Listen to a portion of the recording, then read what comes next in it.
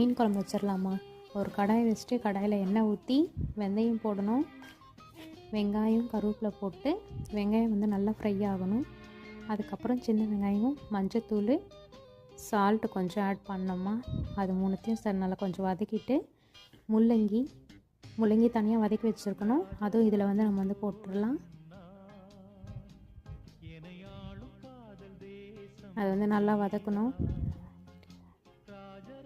அதுக்கப்புறம் தக்காளி போடணும். தக்காளி வந்து நல்லா வதக்கிடணுமா. அதுக்கப்புறம் தக்காளி அரைச்சது வந்து அதில் ஊற்றணும். தக்காளி அரைச்சது ஊற்றிட்டு மிளகாத்தூள் போடணும். போட்டு தண்ணி ஊற்றி பச்சை மிளகா 2 கீரி போட்டு கொஞ்ச நேரம் மூடி வச்சிடணும். அது எண்ணெய் பிரிஞ்சு வந்தோடனே புளி தண்ணி வந்து அதில் ஊற்றணுமா.